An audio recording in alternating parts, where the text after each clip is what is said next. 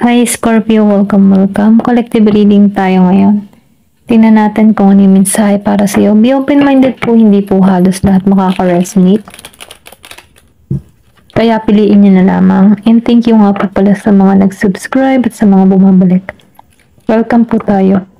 Give me the message for Scorpio. Ano yung mensahe sa iyo?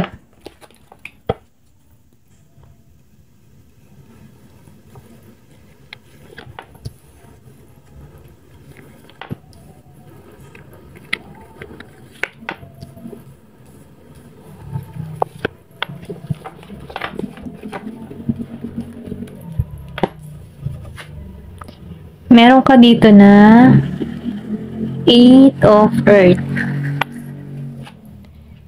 Knight of Air, Ace of Earth, and 5 of Earth. Okay? Ito yung mensahe pinararating sa'yo. Sinasabi dito, no?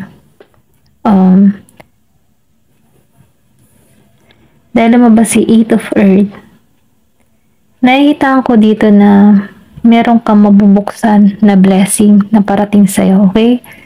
Kumbaga, no, ipagkakaloob to sa'yo. Then, nakikita ko rin dito na wish granted to, okay? Kumbaga, no, ikaw din yung makakatulong para sa sarili mo para mas lalo ka pang lumago. Meron kang kahilingan dito na matutupad. Then, nafe-feel ko din dito na may pag-asa. Marami ka na rin pagsubok na kinaharap sa buhay, okay? Maybe meron ka ritong person na Virgo. Okay, na kung saan nahirapan ka din sa sitwasyon para rito. Pero ganun pa man, sinasabihan ka dito na yung mga naging experience na naranasan mo, ito yung humubog sa'yo kung bakit ka nagiging malago or kung bakit nagiging kang matalino kasi marami ka nang natutunan sa mga experience na kinakaharap mo na kung saan ipagkakalob to sa'yo, okay? Ngayon, shadow pa lang to, maybe meron kang hinihiling na bahay. Meron dito magkakaroon or meron ditong paglipat na mangyayari para sa'yo, okay? Tingnan pa natin. Then, lumabas si Ace of Pentacles and sa The Hierophant. Kumbaga, sinasabihan ka dito na step by step may paglago na magaganap sa'yo na kung saan hindi mo to inaasahan. Then sinasabihan ka dito na sundin mo yung intuition mo, sundin mo yung kutob mo, kung ano yung kung ano yung gusto ng puso mo, okay? Marireceive mo to. Kasi lumabas yung owl, nafe-feel ko dito na yung iba sa inyo malakas yung spiritual or pwede rin sabihin na aware ka na yung spiritual. Then nafe-feel ko na kung saan nakikitaan ko rito na yung mga experience na naranasan mo dahil sinusunod mo yung intuition mo, naiiwasan mo yung mga bagay-bagay na hindi na magandang may dudulot sa'yo. Kumbaga, nakikitaan ko dito na para kang bata na nananaliksik, okay? Kumbaga, marami kang gustong alamin, gustong aralin. Na kung saan, nakikitaan ko dito na lalago ito. Okay? Kasi kung makikita mo, may libro, then libro. Maybe ang larangan ng trabaho mo, teacher, or pwede rin sabihin isa kang estudyante.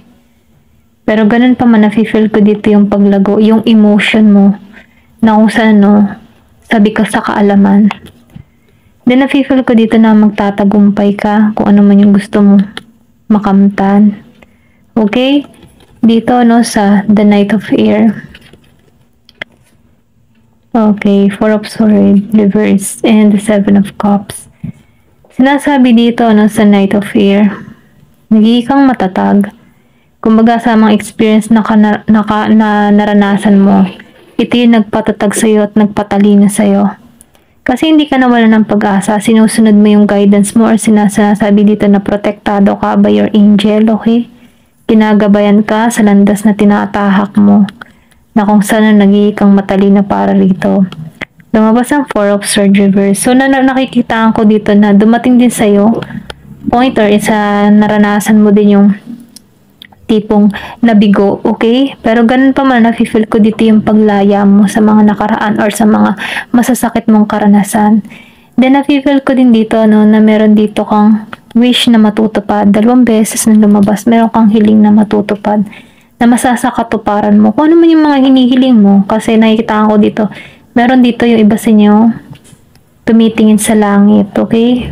Or may hinihiling ka sa mga bituin, na kung saan ipagkakalob to sa'yo. Kung ano man yung mga hinihiling mo, kasi nakikita ko dito ng paglago mo. Confident ka sa ginagawa mo. Kung ano man yung pangarap mo, kung isa ka man estudyante, marireceive mo to dahil matalino ka ginagabayan ka sa path na to. Ito lang nakikita ko. Si Ace of Earth, then sinabayan ng Page of Wands, and the Devil energy. So, sinasabihan ka dito, na iwasan mo, okay? Meron ka dito dapat iwasan kasi meron mga tao sa paligid mo na pilit ka gusto na pabagsakin or sabihin natin, nakikitaan ka ng mga tao nito ng malaking pagbabago na gaganap sa'yo. Maybe dahil maraming blessing kang nare-receive, may transformation na nangyayari sa buhay mo, at meron kang tao sa paligid mo na hindi natutuwa sa nakikita sa nagaganap sa buhay mo. Kasi nakikita nito yung pagiging malinaw, or sabihin natin na malinaw kang magplano. Kaya sinasabihan ka dito, ingat sa mga pagsasabihan mo. Huwag kang kwento ng kwento kung ano yung mga gusto mo or yung mga gusto mong mangyari sa buhay mo, yung mga pangarap mo ba. Huwag ka magkwento kasi itong tao nito, Page of Wands, Leo Sagittarius and Capricorn, nafe-feel ko dito na hindi maganda yung motibo ng tao na ito. Meron siyang pagka-toxic energy na kung saan pwede kang linlangin dito. Kasi nakikitaan ka ng tao na ito na may lumalago sa'yo, or sabihin natin na merong nangyayari or nagaganap sa'yo yung pagbabago, may pag-unlad kang nangyayari sa buhay mo. Kaya sinasabihan ka dito na isikreto mo yung mga kung saan ka, yung source of income mo, isikreto mo yun. Then sinasabihin ka dito, huwag mong sabihin yung mga bagay-bagay na kung paano ka naunlad, yung mga magagandang nangyayari sa buhay mo, isikreto mo. Kasi meron ditong the devil. Okay? Maybe itong tao na to naiinggit sa'yo.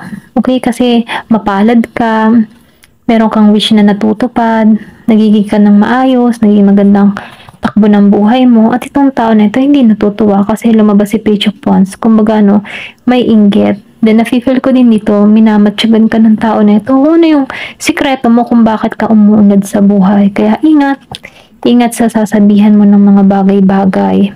Okay? Meron itong Five of Earth, then Strength. So, dumating sa point, yung iba sa inyo, nahihirapan sa sitwasyon, hindi halos lahat. Kumbaga, meron dito mga tao na nakamatsyag sa'yo. Nakita ko dito na meron kang nararanasan. Yung iba sa inyo, merong dinadamda, merong kapighatiang nararanasan.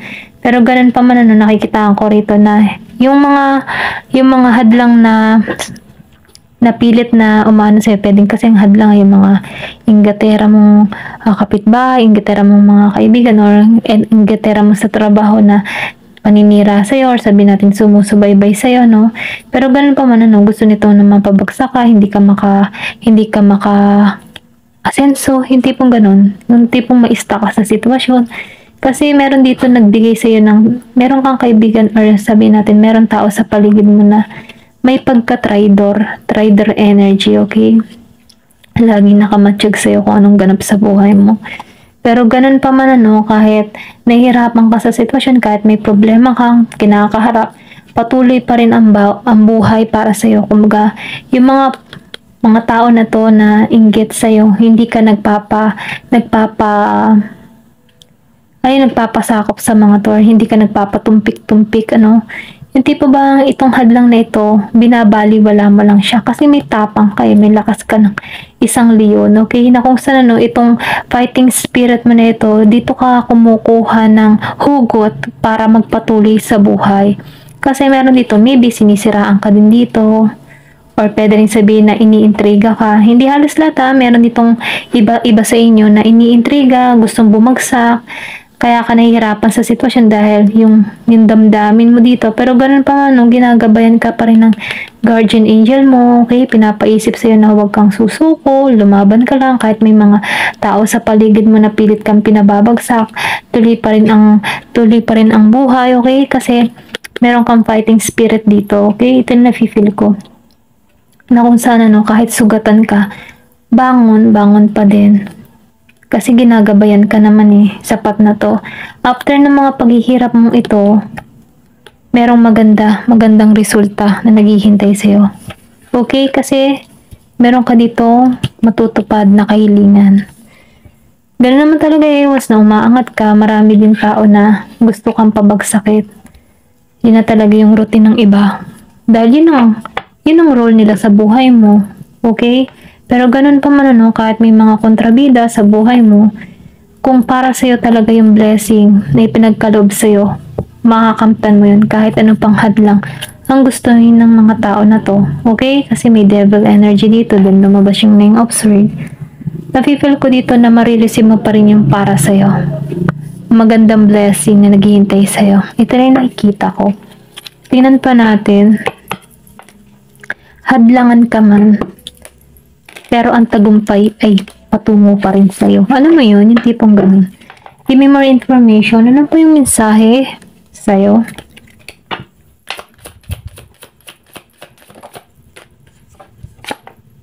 Calm. So, maging ka lang kalmado kahit mayroong kang marinig na hindi maganda kasi may devil, may paninira, or meron dito nakatingin, nakasubaybay sa'yo. Maging ka lang kalmado. Okay? Dadma mo na lang sila. Then, depression. Kumbaga, nafe-feel ko dito na kailangan mo lang ditong manampalataya at magtiwala kay God. Okay? Kasi ginagabayan ka dito. Meron ka ditong star. Na kung saan, kung makikita mo star, then star. Lumabas na naman yung star, then meron din na namang star. Then star. May marireceive ka talagang blessing. Kumbaga, kung ano yung mabuti mong gawa, makakamtan mo to. May good karma na naghihintay sa'yo dahil sa pagiging mong mabuti, okay? Meron ditong 22 years old and pinanganak ng 7 or 22. Give me more information. Ano pa yung mensahe? Free message. Meron ditong kalayaan or sabihin natin meron ditong malayang mensahe or nakakapagbigay ka ng mensahe sa iba or pwede rin sabihin na magaling ka mag-advise, okay, gamitin mo to para makatulong din sa iba. Kasi nafe-feel ko dito na maraming ideyang pumapasok sa kaisipan mo, okay? Meron kang person na Aries, meron ditong 39 years old. Maybe meron kang person na Aries.